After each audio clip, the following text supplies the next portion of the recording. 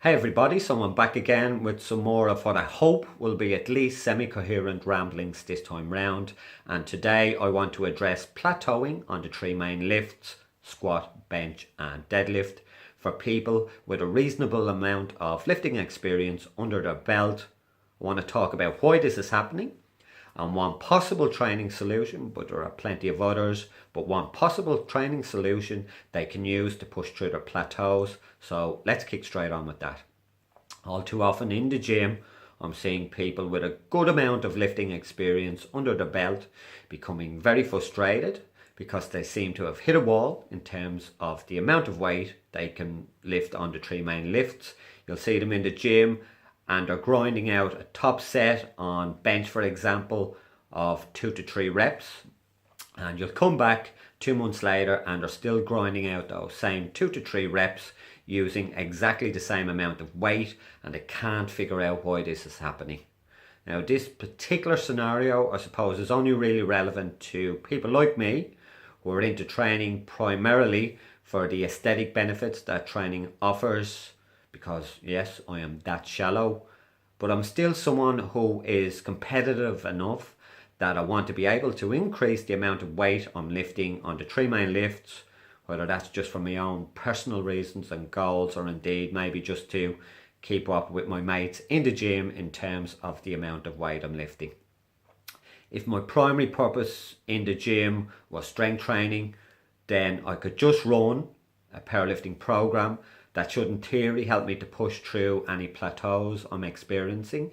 And there are loads of these powerlifting programs at the beginner and intermediate level available for free online: 531, 5x5, Mad Cow, Texas Method, etc. And these programs go right on up the food chain to more advanced specialized programs for advanced lifters who are willing to pay elite level powerlifters and powerlifting coaches to design programs specifically tailored to their individual goals. However, for people like me with very average genetics, where hypertrophy, muscle building, is our primary goal, with strength training as a secondary goal, I don't think powerlifting programs that focus in increasing the amount of weight you can lift on the three main lifts are optimal in helping us to maximize the amount of muscle we can build. And we tend to need a mix of the big three compound movements plus maybe an overhead press and a pull-up type movement in tandem with isolation exercises that will allow us to target individual muscles and lagging muscle groups. So what I'm going to do is to describe a 6-week cycle that I'm using to help me to bring up my squat, as squats are an exercise that I'm focusing on for 2017. The first thing I've done is to increase the amount of times per week I squat from 1 to 2. Well, that's very simple. The next thing that people who are in the category I described above are going to have to do is to decrease the amount of weight they're using on their top set and squat to a point where they can squat 4 sets of 4 reps every time they walk into the gym, with all the reps looking exactly the same from a technical point of view. Now, the weight must still be challenging, but it has to be doable for 4 sets of 4 every time you walk into the gym, keeping good form. So yes, to get stronger at squatting, the first thing you're going to have to do is to decrease the amount of weight you're using and focus on technique. So on week 1 of the cycle, what you're going to do is you're going to squat 4 sets of 4. On week 2, you're going to squat 5 sets of 4. On week 3, 6 sets of 4. On week 4, you're going to squat 4 sets of 5. So the amount of reps we're doing has gone up. And on week 5, you're going to squat 5 sets of 5. On week 6, you're going to squat 4 sets of 6 reps. So the reps went up again. So that's 6 weeks using exactly the same amount of weight.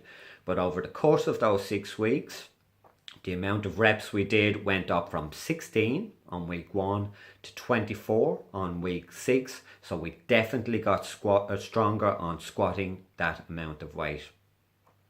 What I'm then going to do is to take a deload week and repeat that same week, 6-week cycle with a slightly heavier weight.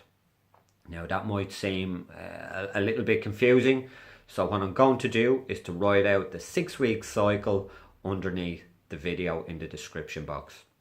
After we finished our heavy squats on the Friday, we then return to our primary purpose in the gym, which is to build muscle. And as I said, I like to use compound movements in tandem with isolation exercises. So after my heavy squats, I'll do something like a Romanian deadlift or a hamstring curl or both, depending on how fatigued I am after my heavy squats.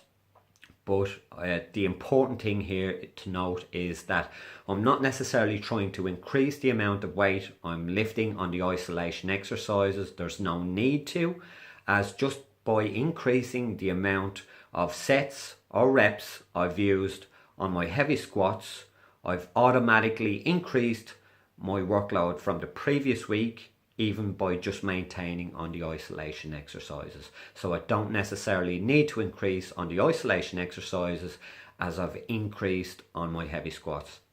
I also need to be conscious of the fact that I'm squatting again 3 days later, so I can't annihilate my legs on Friday with Monday's session in mind. So I have to be conscious of fatigue management and recovery management. So on the following Monday, I do a squat variation workout, and for me, I tend to do pause squats, and obviously I do that with an appropriate weight, so maybe 80 to 90% of Friday's heavy squats, and generally the sets and reps will follow what I did on the previous Friday, but I allow much more room to auto-regulate. So if I'm feeling heavily fatigued or very sore from the previous Friday's workout, I might not necessarily increase the amount of sets and reps in line with the previous Friday. Monday's squat variation workout is just there to help me to get stronger for Friday's heavy squats. Monday's workout takes second place to Friday's workout, so I don't necessarily have to hit specific numbers or specific figures on Monday. As long as I'm increasing on the Friday, you need to view every week as its own little cycle within the larger 6 to 7 week cycle. So as long as I'm increasing on Friday on my heavy squats, I'm getting stronger week on week, and that's the central point here. Okay, after those squat variation on the Monday, I will also do some isolation exercises, and I will also do upper body work on both of those days, but that's beyond the scope of this video. We're just going to focus on our squat workout.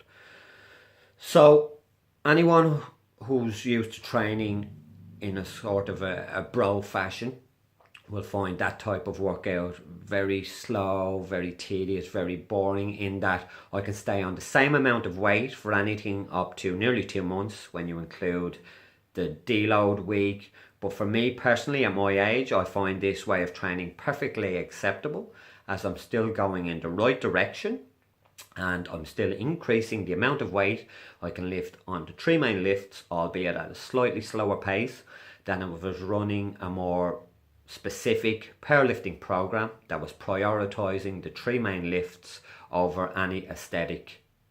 So if you've got this far into the video, hopefully you found at least some of the content interesting. If you did, please like the video and leave a comment.